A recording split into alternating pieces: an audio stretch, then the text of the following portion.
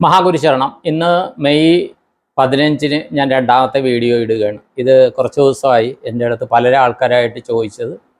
കാര്യം നമ്മൾ കുറേയൊക്കെ മെഡിറ്റേഷനും മറ്റു കാര്യങ്ങളൊക്കെ ചെയ്യുമ്പോൾ പല രീതിയിലുള്ള ദീക്ഷകളോ ഇതൊക്കെ ചെയ്ത് കഴിയുമ്പോൾ നമ്മൾ ഡയറക്റ്റ് യൂണിവേഴ്സൽ എനർജി ആയിട്ട് കണക്റ്റ് ആവും.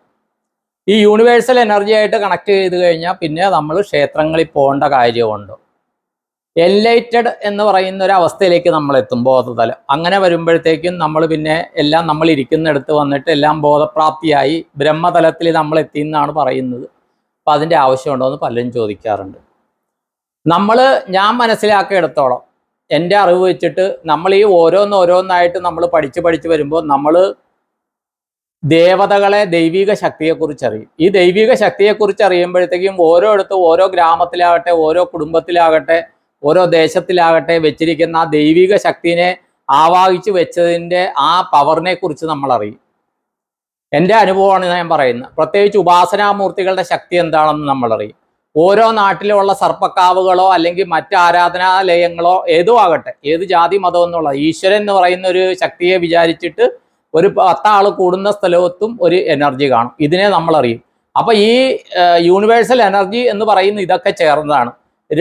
എന്തൊക്കെ എനർജി ആണെങ്കിലും മനസ്സെന്ന് പറയുന്നത് രൂപങ്ങളിൽ അധിഷ്ഠിതമാണ്. ആ രൂപങ്ങളിലേക്ക് ഇത് പരിവർത്തനം ചെയ്യപ്പെടും. ആ രൂപങ്ങൾ, മനസ്സിൽ നിന്ന് രൂപങ്ങൾ മാറുന്ന ഒരവസ്ഥയിൽ എൻലൈറ്റഡ് ബോധതലം എന്നുള്ള അവസ്ഥയിലേക്ക് പോകും. ആ സമയത്ത് മൈൻഡ് ബ്ലാങ്ക് ആവും. ആ മൈൻഡ് ബ്ലാങ്ക് ആകുന്ന അവസ്ഥയിൽ നമ്മൾ ഭൗതികമായിട്ട് നമ്മൾ വരാനായിട്ട് അതിൻ്റെതായ ടൈം പിടിക്കും. കാര്യം ആ ബ്ലാങ്ക് എന്നുള്ള അവസ്ഥയും അതേസമയം നമ്മൾ ഭൗതികമാണ്, ഞാനൊരു ഭർത്താവാണ്, അല്ലെങ്കിൽ ഞാനൊരു ഭാര്യയാണ്, ഞാൻ കുട്ടികളുടെ അച്ഛനാണ്, അല്ലെങ്കിൽ മുത്തച്ഛനാണ്, അമ്മാവനാണെന്നൊക്കെയുള്ള ബോധത്തിലേക്ക് വരാനായിട്ട് ടൈം പിടിക്കും. അങ്ങനെയാണ് കുറേ പേര് ഈ അവധൂതന്മാരൊക്കെ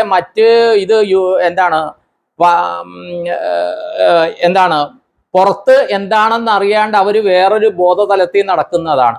നമ്മളിത് പറയുന്നു ബ്രഹ്മതലത്തിലേക്ക്, ബോധപ്രാപ്തിയിലേക്ക്, എൻലൈറ്റഡ് എന്ന് പറഞ്ഞ് എന്ന് പറയുന്നു. പക്ഷേ അമ്പലത്തിൽ പോകണ്ട ഇതാണെന്നൊക്കെ പറയുന്നു. പക്ഷേ നമ്മുടെ ബാക്കി കാര്യങ്ങളിൽ നമ്മൾ എൻലൈറ്റഡ് ആയിട്ടുള്ള അവസ്ഥയിലെത്തിയാൽ നമുക്ക് ഇഷ്ടപ്പെട്ട ആഹാരം വേണം, ഇഷ്ടപ്പെട്ട രീതിയിൽ AC റൂം വേണ്ടി വരും, ബെഡ് വേണ്ടി വരും, ഇഷ്ടപ്പെട്ട വാഹനം വേണ്ടി വരും, ബാക്കി കാര്യങ്ങളൊക്കെ സ്വന്തമായി ഇഷ്ടാനിഷ്ടങ്ങൾ കാണും. പക്ഷേ ഈശ്വരൻ, ക്ഷേത്രങ്ങളിലൊന്നും പോകേണ്ട കാര്യമില്ല. അതൊക്കെ നമ്മൾ ബോധപ്രാപ്തിയായി ഡയറക്റ്റ് യൂണിവേഴ്സൽ എനർജി നമുക്ക് അബ്സോർബ് ചെയ്യാനുള്ള പവർ വന്നു എന്നുള്ള ഒരു തോന്നൽ കൊണ്ടുവരുന്നു.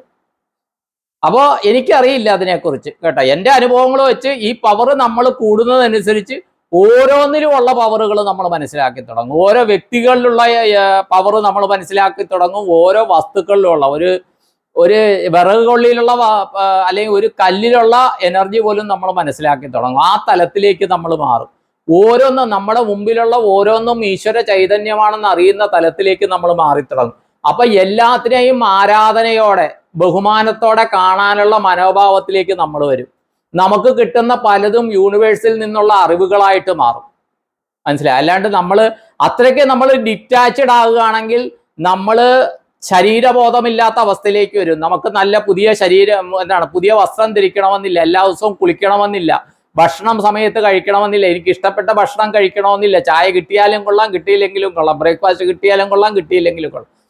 ആ ഒരു അവസ്ഥയിലേക്ക് ചെന്ന് കഴിഞ്ഞാൽ അവധൂതാവസ്ഥയിലേക്ക് വരും. അപ്പൊ അവര് പൂർണ്ണമായിട്ട് യൂണിവേഴ്സൽ ബോധത്തിലേക്കാണ് നിൽക്കുന്നത്. ആ ബോധത്തിൽ നിൽക്കുന്നവർ ബാക്കിയുള്ളവരുമായിട്ടുള്ള ഇടപഴകലുകൾ വളരെ കുറവായിരിക്കും. മനസ്സിലായി? പക്ഷെ ബാക്കിയുള്ള കാര്യങ്ങളിലൊക്കെ ഇതാണ്. ക്ഷേത്രങ്ങളിൽ പോകുന്നതിന് മാത്രം ആവശ്യമില്ല. അതില്ലാണ്ട് തന്നെ നമുക്ക് നേരിട്ട് യൂണിവേഴ്സൽ എനർജി നമുക്ക് അബ്സോർബ് ചെയ്യാന്ന് പറഞ്ഞാൽ എനിക്കറിയില്ല, ഞാൻ അനുഭവങ്ങളിലൂടെ പോയിട്ടില്ല. രണ്ടാമത്തെ കാര്യം, നമ്മൾ പോകുമ്പോഴത്തേക്ക് എൻ്റെ അറിവിൻ്റെ ആ പരിമിതികൾ വെച്ച് നമ്മൾ പോകുമ്പോൾ ഓരോന്നെണ്ണത്തിൻ്റെ എനർജി നമ്മൾ അറിയും.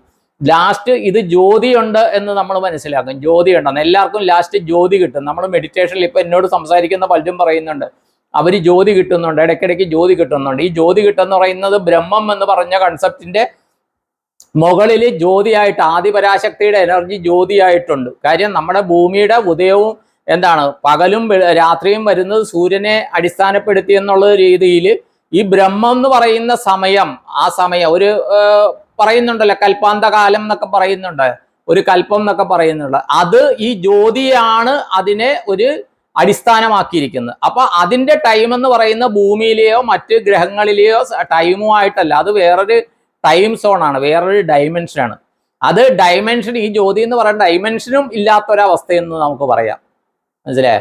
എൻ്റെ അറിവ് മാത്രമായിട്ട് ഞാൻ പറയുകയാണ് കേട്ടോ. അപ്പൊ അതുകൊണ്ട് എന്തൊക്കെ പറഞ്ഞാലും നമ്മൾ നമ്മുടേതായ ഉപാസനാമൂർത്തികളെയൊക്കെ നമ്മൾ ഈ ശരീരത്തിലുള്ളപ്പോൾ, ഈ ശരീരത്തിലില്ലാത്ത അവസ്ഥയിൽ ഓക്കെ, നമുക്ക് ഉപാസനാമൂർത്തികൾ ബാധകമല്ല, ദേവതകൾ ബാധകമല്ല, ഒന്നുമല്ല. കാര്യം നമ്മൾ ഡയറക്റ്റ് ബോധതലം, ഈ പറയുന്ന ദേവതകളോ മറ്റോ ആയിട്ട് ഡയറക്റ്റ് ബോധതലമുണ്ട്. പക്ഷെ ഈ ശരീരത്തിൽ നിൽക്കുമ്പോൾ ആ പരിമിതികൾക്കുള്ളിലാണ് നമ്മൾ അതിനെ അടിസ്ഥാനപ്പെടുത്തിയേ മുന്നോട്ട് പോകാൻ പറ്റുള്ളൂ എന്നാണ് എൻ്റെ അറിവ്.